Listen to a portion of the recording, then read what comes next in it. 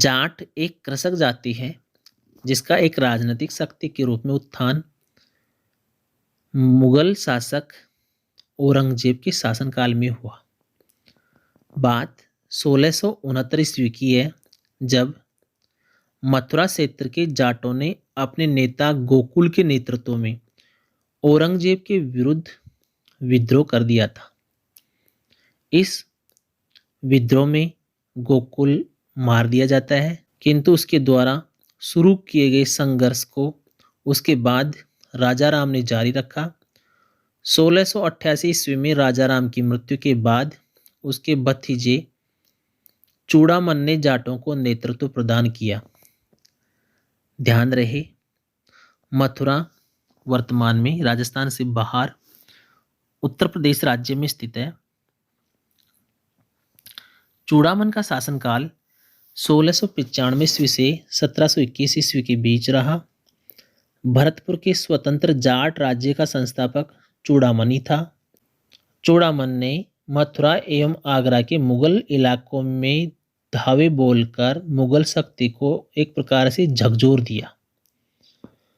मुगल सम्राट ने कछवाहा नरेश बिशन सिंह को चूड़ामन का दमन करने के लिए भेजा, पर उसे पूर्ण सफलता नहीं मिली।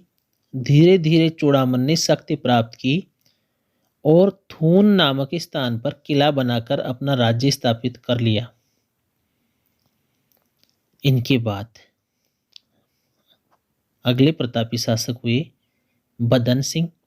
बदन सिंह का शासनकाल रहा 1723 से लेकर 1756 ईस्वी तक। बदन सिंह जाट नेता चूड़ामन का उत्तराधिकारी था। जयसिंह ने ब्रजराज की उपाधि और जागीरें प्रदान की थी। बदन सिंह ने डीग को अपना निवास बनाया। डीग वर्तमान में राजस्थान का एक जिला बन चुका है। डीग को अपना निवास बनाने के बाद बदन सिंह ने वहां एक सुदृढ़ गढ़ का निर्माण कर सुंदर जलमहल बनाए और बाग बगीचे लगाए। डीग के अतिरिक्त बदन सिंह ने कुम्हेर, भरतपुर व बैर में भी दुर्गों का निर्माण करवाया था। बदन सिंह शांति प्रिय शासक था। उसने जाट कछवा मैत्री कर अपने राज्य का विस्तार किया। 1756 ईस्वी में बदन सिंह की डीग में ही मृत्यु हो गई। बदन सिंह के बाद शासक बने महाराज सूरजमल। महाराज सूरजमल का शासनकाल रहा 1756 ईस्वी से 1763 ईस्वी तक। महाराज सूरजमल बदन सिंह का पुत्र और उसका उत्तराधिकारी था। सूरजमल ने भरतपुर में नवीन गढ़ का निर्माण करवाकर उसे अपनी राजधानी बनाया। इसने जयपुर के साथ मैत्री और सहयोग की नीति का अनुसरण किया। जयसिंह की मृत्यु के बाद जयपुर की गद्दी के लिए हुए उत्तराधिकार युद्ध में इसने ईश्वरी सिंह के पक्ष में युद्ध किया था।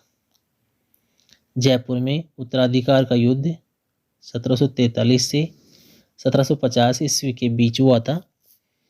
1760 ईस्वी में यह अहमद शाह अब्दाली के विरुद्ध मराठों के पक्ष में भी लड़ने लग गया था।